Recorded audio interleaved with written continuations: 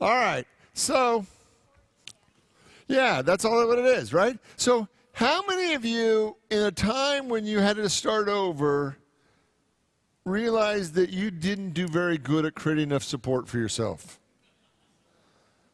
Right? So, what I want us to look at, right, is that starting over, which is our series, right? This is the 4th week. Starting over is hard. Right? Because you're letting go of things, and not just things, you're letting go of dreams and hopes and aspirations and wishes and all the things you wanted, and for whatever reason, it ended. Right? And now you're moving, after you let go of that, you're now moving into a new life. And the question that I want to come back to over and over again tonight is there enough support for you? Is there enough support? One of the questions that we ask in our house is, do you need more love in this situation or less love? Right?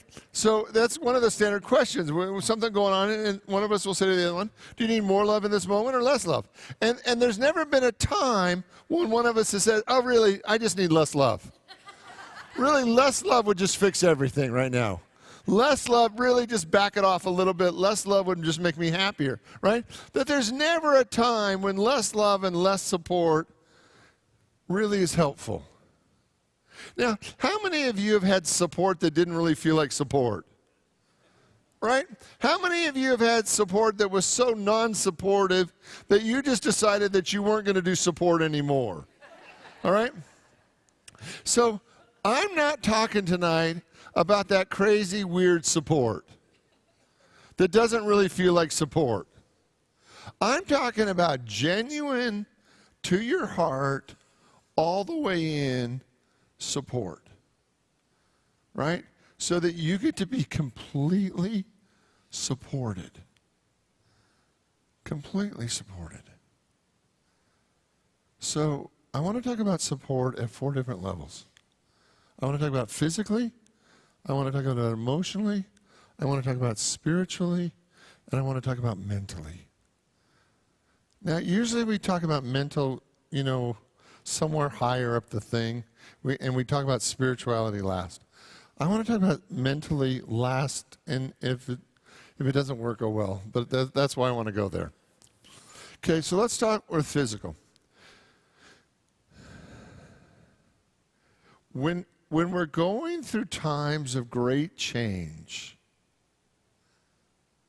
physicality becomes really important. Do you know Maslow's hierarchy of needs? Like, what happens in Maslow's hierarchy of needs is as the base level needs are taken care of, you get to more and more at the higher level, the highest level of self-actualization. But at the bottom level, it's basic needs. And when you're going through a time of starting over, sometimes those basic need pieces are missing, or are changing rapidly. And what I want you to look at tonight is, how are you doing at taking care of your basic needs? And is that a place where you're in a conversation with God? Last week I shared that 10 years ago I went through a great time of starting over, where my dad died, I left the church, and I got a divorce all within 90 days, which was more change, more starting over, all at one time than any soul really should do it. And kind of my thing was, if some is good, then too much is just about right? Which is kind of the way I've lived most of my life. So even starting over had to be bigger than so there was a time, right, when I was starting over where, I'm just going to say it, where I didn't have a place to live. And I was staying in like long-term hotels, which weren't very nice, but they were fine. right? And every time I tried to find a place to live, you know that intuitive thing that you go through, and that's not it, that's not it, that's not it. So I'm staying in these long-term hotels, and I'm not really digging the vibe too much at all, but that's where I am, right? And I'm spending sometimes here, and because my dad just died, I'm spending a lot of time with my mom in California, because like 15 minutes after my dad passed, she decided she was selling everything and moving to the beach, which I just love her. But that's kind of the Rogers way we do it. If some is good, we just do all the change all at one time, right? So within a year, she had sold out her house that she'd owned for 50 years, and we cleaned out the garage and all the cupboards and all the closets, and she got a little cute place down at the beach. So I'm going back and forth to California, and when I'm here, when I'm in town, I'm staying at these long-term hotel things. Hotel, it's kind of it's maybe a bit of a misnomer, but you get the thing, right? And so one of my friends calls me and says, Richard, do you have a place to live? And for the first time in my life, I said, no. I had no idea this tonight was going here, folks. So I said no. And he said, Richard, I have a house for you. And the renter's going to be out in 2 weeks. And he said, do you want to see it? And I said, no. It simply doesn't matter. He says, it's a cute little place. It's up in Cave Creek. It's got lots of trees in the backyard. You know, it's got a garage. You'll love it. We just decorated the inside. The only catch is in a couple of months, we might be selling it because now that we live in Virginia, it's just kind of a hassle to have a house here and a house there. So we might be selling it. Would you want it even if it was for 6 months to a year? I said, absolutely.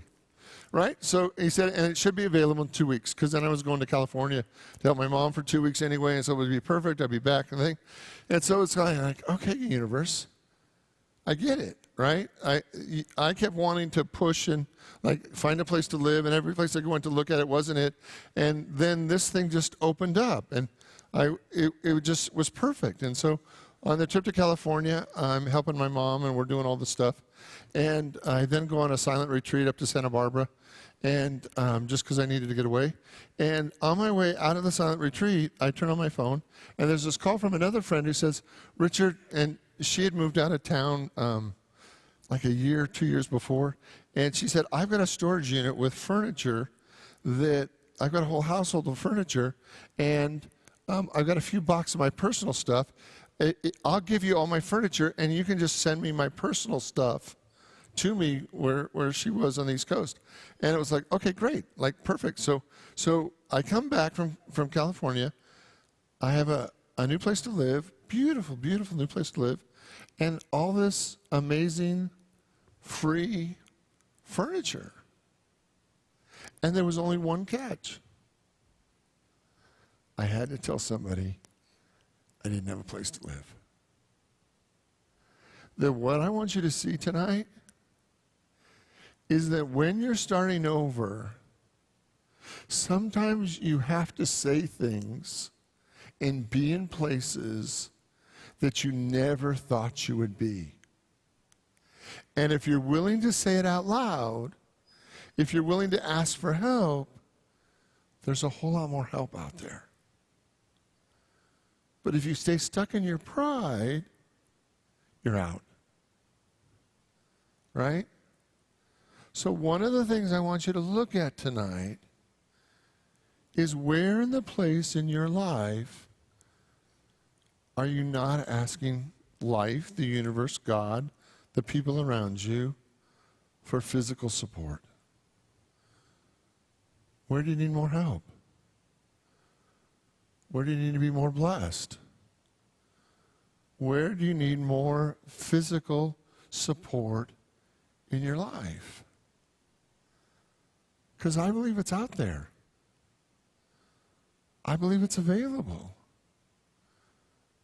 But you have to say it. Okay, let's go to emotional. One of the things that happens when you start over is that you have feelings. How many have ever gone through, you don't have to raise your hand, but if you've gone through bankruptcy, How many people had feelings about that? Right? Anybody gone through divorce and had feelings about that? Anybody have an end of a relationship, had feelings about that? One of the things that happens when you start over is emotionally, it tends to be a time of high emotions. Now, the question then becomes, what do you do with that?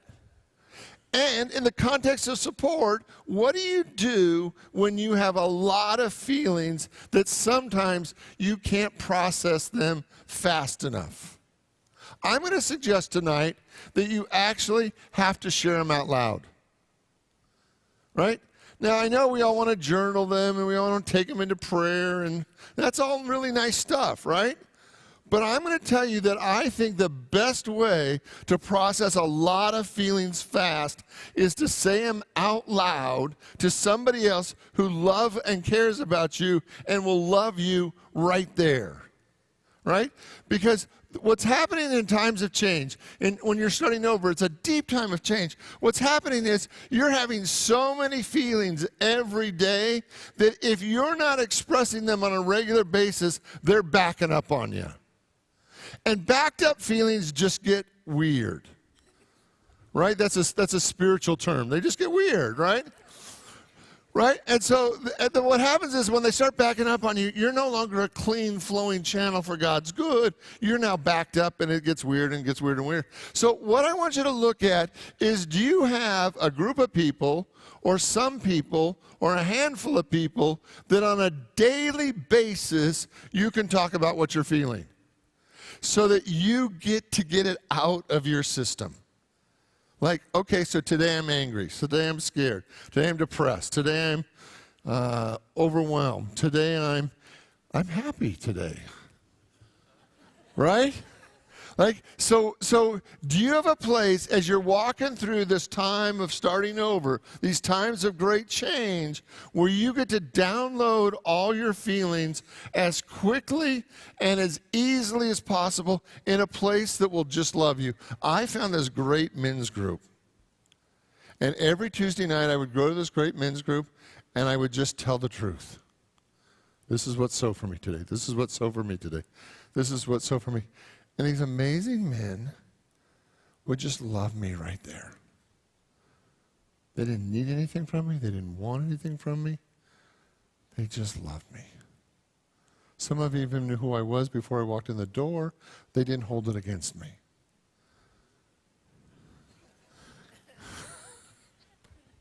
They just love me.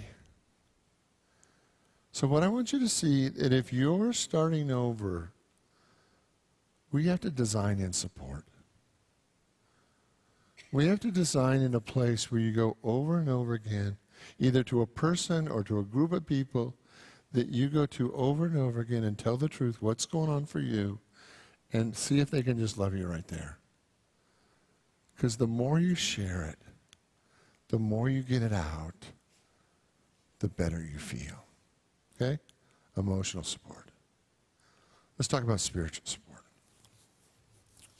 Now, spiritual support is an interesting thing because we all know that you're whole and complete and lacking in nothing. True? We know that spiritually you're created in the image and likeness of God, right? We know that you are amazing and you were created to be amazing. And spiritually, we know that's all true. True? But when you're going through a time of starting over, you don't believe most of it.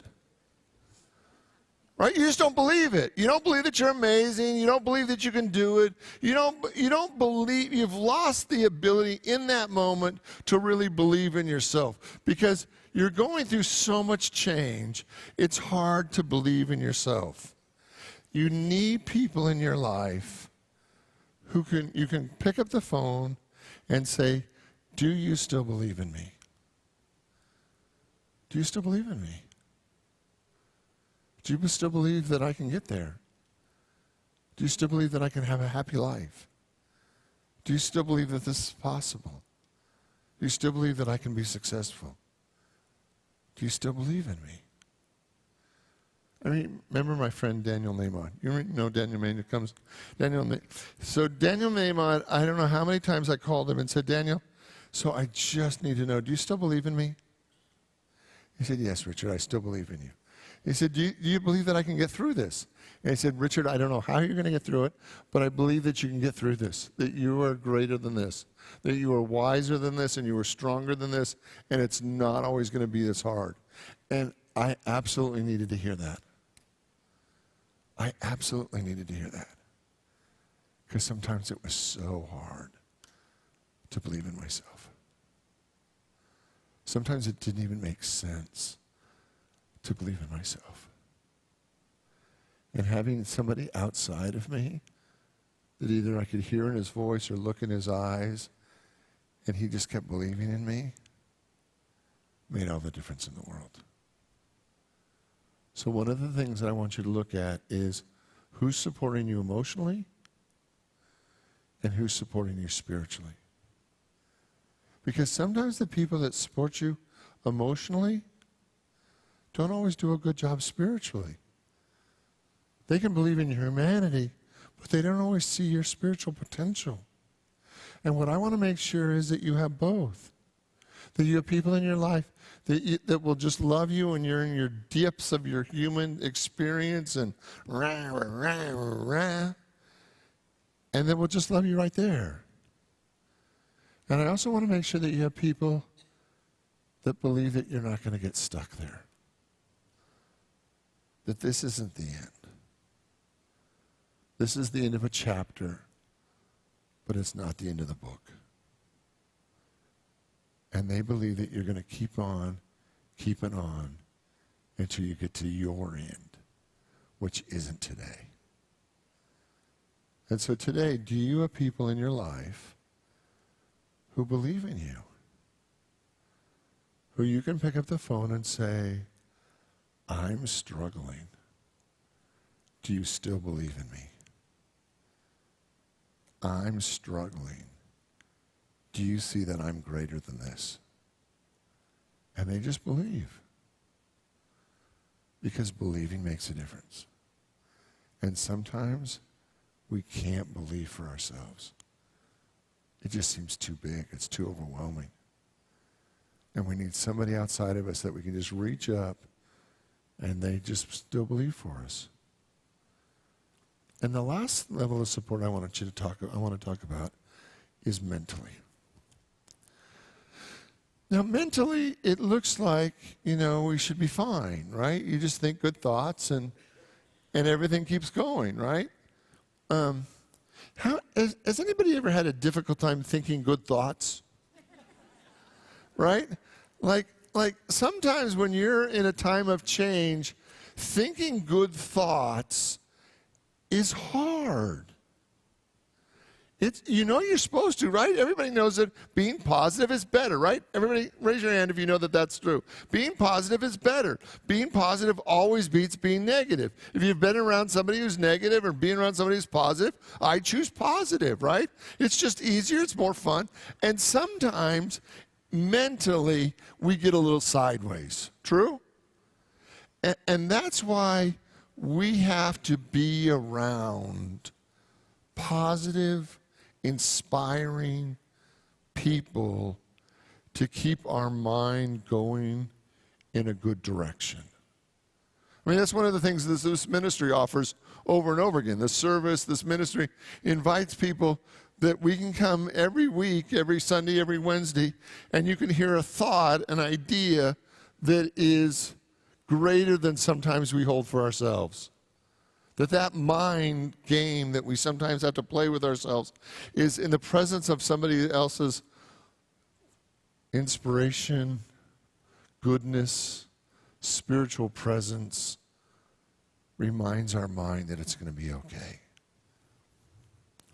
So you ready for your homework? So your homework for this week is I want you to look in the places in your life where you know you're not doing a very good job at getting support. Right? And I don't want you to just say, well, my whole life I'm just terrible at it, and it's hopeless, and nobody ever supports me, and it's never going to be any better. And you can play that game, but I would rather have you look at your life and say, what are 3 ways? What are 3 ways that I could actually design more support for myself. Or you could do it this way. You could date physically, mentally, emotionally, and spiritually. Pick one in each category and say, spiritually, I want to do it this way. Mentally, I want to do it this way. Emotionally, I want to do it this way. And physically, I want to do it this way. But what I want you to be tonight is intentional. I want you to be intentional in creating more support for yourself. Now, is there any penalty for having too much support? Like one of my favorite lines that Jesus said, right, was he said, could I not call forth legions of angels that would come to my assistance? I love that verse. I mean, I use that verse all the time. Could I not call forth legions of angels that would come to my assistance? Now, what's the implication there? That from Jesus' relationship with God, there is no lack of support for anything in his existence. Could he not call forth legions of angels that would come to his assistance? So there's never a time when we have maximized all the support that is possible. We're just getting better at it. We're just getting better at it. Based on the family that you grew up in, based on the life that you've known to this point, how are you doing with support? I like to suggest that most of us, maybe you're doing better, but aren't doing anywhere near as good as we could be doing. That the universe has so much more support for us if we're willing to design it, to ask for it, to open to it, to let the people around us know, to access a higher level of support. So what's your 3 things that you're committed to? What are 3 ways that you'd be willing to have more support than you ever have before? To really see how much God loves you. Are you willing to try? That's your homework. You ready? Okay, let's close with prayer. I invite you to open your mind, your heart, your soul to the activity of God right here, right now. And Spirit, I am ready for more support. I am ready for more support in every area of my life. I am ready for more support in every area of my life. Mentally, emotionally, physically, spiritually, financially. I am ready for more support in every area of my life. I say yes. I say yes. Heal the places in me where I've been resistant to support. Heal the places within me where I've denied support. Heal the places within me where I didn't even believe it was possible. In the name and through the power of the living Christ Spirit in us all, we say thank you, God. And so it is. Amen.